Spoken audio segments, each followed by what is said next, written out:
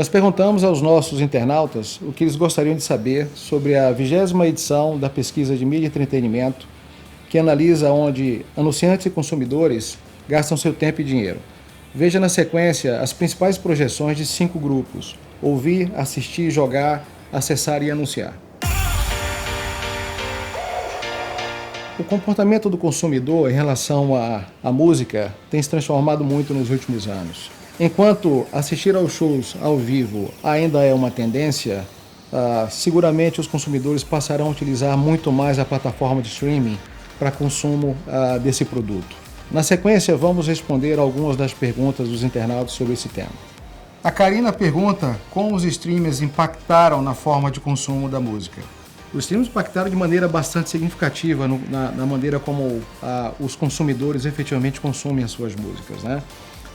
Em que pese os shows ainda tenham o seu valor, seja uma atividade insubstituível pela experiência pessoal, experiência do consumidor, eles gostam de continuar assistindo os seus shows ao vivo, a utilização da plataforma de streaming ela subirá expressivamente nos próximos 5 anos. A expectativa é que em 2023, 69% de todo o consumo de música seja através de streaming. Em 2018, já foi o primeiro ano em que o consumo de música via digital superou o método tradicional. Nos próximos 5 anos, a TV por assinatura deverá continuar representando a maior parte dos gastos do consumidor sob forma de assistir vídeo.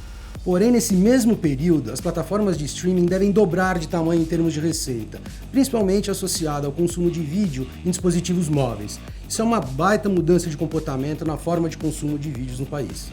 Olha só, a gente recebeu uma pergunta aqui do Jonas. Ele quer saber se os canais tradicionais de televisão já mudaram o seu modelo de negócio por conta do streaming. Sim, Jonas, já mudaram e bastante, pelo menos em 2 dimensões. Uma delas é a forma de disponibilizar espaços publicitários. Hoje o branded content tem uma representatividade bastante grande na receita publicitária dos veículos. Outra questão de mudança também é a disponibilização de conteúdo em outros formatos para além do vídeo tradicional, como por exemplo o podcast e mesmo as plataformas também. É isso. De acordo com o estudo de mídia e entretenimento da PwC no segmento de videogames e esportes, o segmento cresce 11% em média ao ano nos próximos 5 anos. Isso equivale a dizer que esse mercado dobra de tamanho em 5 anos, alcançando $1,5 bilhão em 2023. Olha só, Monteiro mandou uma pergunta aqui pra gente. Ele quer saber se os consoles ainda vão crescer ou só os jogos mobile. Bom, Monteiro, o mundo é mobile e definitivamente os games vão crescer exponencialmente dentro de celulares. São jogos casuais e a receita virá muito de microtransações, tá bom? O brasileiro tem modificado bastante a maneira como ele acessa a internet. A perspectiva da pesquisa é que em 2023 haverá aproximadamente 76% de penetração na internet móvel. E ela também prevê que 93% de tudo aquilo que será consumido em termos de conteúdo será através de smartphone. Por outro lado, as empresas têm oferecido os seus conteúdos cada vez de forma customizada.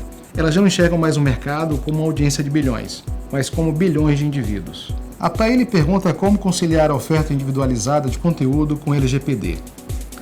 Como eu tinha comentado, as empresas têm cada vez mais ofertado seus conteúdos de maneira bastante individualizada e customizada. A LGPD, Lei Geral de Proteção de Dados, ela vem para regular um pouco a maneira como as empresas lidam com os dados pessoais desses consumidores. Há 2 aspectos muito importantes. O primeiro é a transparência. As empresas têm que explicar aos seus consumidores como efetivamente irão utilizar os seus dados pessoais. E a segunda é a privacidade. As empresas têm que garantir que os dados pessoais sejam inacessíveis. A LGPD não veio para inibir a oferta de conteúdo, apenas para regular. De acordo com o nosso estudo, o mercado publicitário brasileiro alcançará em 2023 $13 bilhões de receita. Pese que os veículos digitais cresçam exponencialmente e alcancem o dobro do valor em 5 anos, ainda assim os veículos offline continuarão representando 60% da receita publicitária total. Bom, a gente recebeu uma pergunta aqui da Luísa. Ela quer saber se ainda vale a pena investir em propaganda em cinema. Olha só, Luísa, vale sim, eu vou te contar por quê. Segundo o nosso estudo, nos próximos 5 anos, o segmento de cinema vai crescer e continuará crescendo tanto em audiência, quanto em abertura de salas, quanto em investimentos publicitários. Você sabe por quê? Porque para além da conveniência que o consumidor alcança, principalmente através das plataformas digitais, uma outra dimensão absolutamente cara a esse mesmo consumidor é a experiência. E experiência é o que ele alcança numa sala de cinema, numa apresentação de um show ao vivo. Por isso, esses dois segmentos são extremamente caros e importantes para o investimento publicitário, ok? Obrigado, Luísa.